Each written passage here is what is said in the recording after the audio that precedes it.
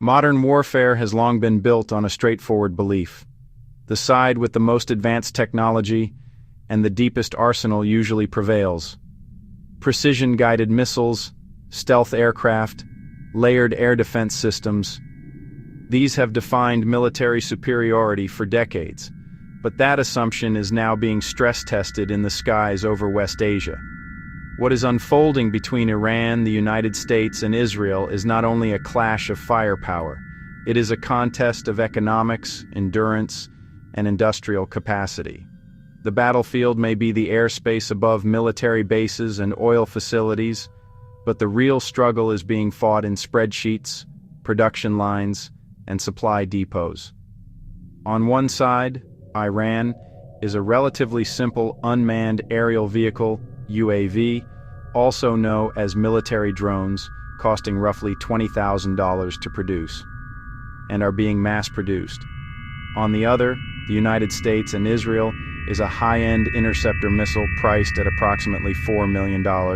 That is a cost imbalance of about 200 to 1, and in a prolonged confrontation, that imbalance matters. A war of attrition in the sky. Within days of the escalation that followed the strike which killed Iran's supreme leader, the conflict shifted into an attritional phase. Rather than a single decisive blow determining the outcome, both sides began grinding each other down through repeated waves of attacks and counterattacks. Attrition warfare is unforgiving. Victory often goes not to the side with the most sophisticated weapons, but to the side that can sustain the longest campaign without exhausting its resources. Iran has leaned heavily on a strategy it has refined in recent years: mass deployment of low-cost drones. The centerpiece of this approach is the Shahed 136, a loitering munition sometimes described as a kamikaze drone. It is relatively small, carries an explosive payload, and is designed to travel long distances before striking its target. It lacks the complexity of advanced cruise missiles, but it compensates with affordability and volume. Think of it as a basic, mass-produced cruise missile substitute, slower, simpler, but cheap enough to deploy in large numbers. Since the opening strikes by the United States and Israel, waves of drones have targeted military installations, energy infrastructure, and strategic facilities across West Asia. The aim appears less about achieving perfect accuracy and more about overwhelming defenses through sheer repetition. The defense response: precision at a price. To counter these attacks, the U.S. and its regional partners have relied heavily on advanced air defense systems. Among the most prominent is the MM-104 Patriot, one of the most sophisticated surface-to-air missile systems in operation.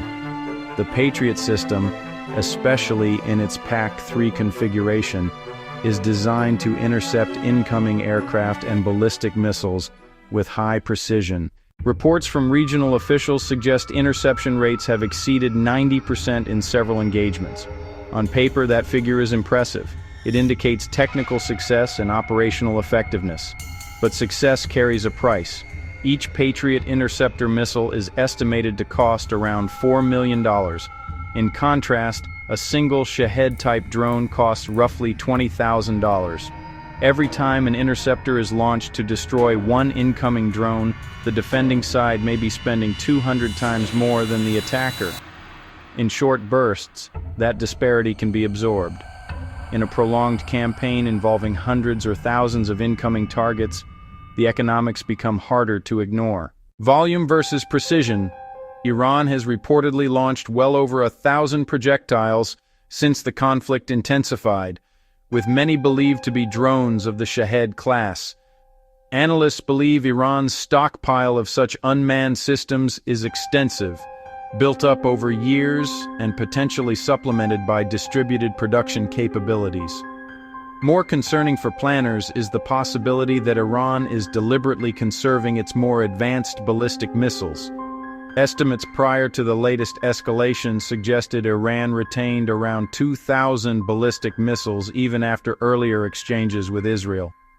If drones represent the first phase, a way to strain defenses, exhaust interceptors, and test response times, heavier missile deployments could represent a more destructive second phase.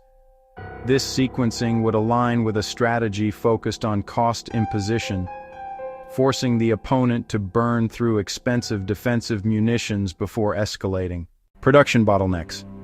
The imbalance is not just financial, it is industrial. The Patriot system's most advanced interceptors, particularly the PAC-3 variant, are not produced in unlimited quantities. Manufacturing advanced missile systems requires complex supply chains, specialized components, and time. Defense industry reports indicate that only several hundred PAC-3 interceptors were manufactured in 2025 by Lockheed Martin, the system's primary manufacturer. Even assuming accelerated production, replacing thousands of fired interceptors in a short time frame is not simple. Supply lines are stretched not only by this conflict, but also by prior commitments in Europe and other theaters. In contrast, drone production, especially for simpler designs, can be scaled more rapidly and at far lower cost. The technological barrier is lower, the materials are more accessible, and distributed manufacturing is easier to conceal and sustain. The equation begins to look less like a tactical problem and more like a structural one. Alternative defenses, at even higher cost. The United States and its regional allies also operate the Terminal High Altitude Area Defense, commonly known as THAAD.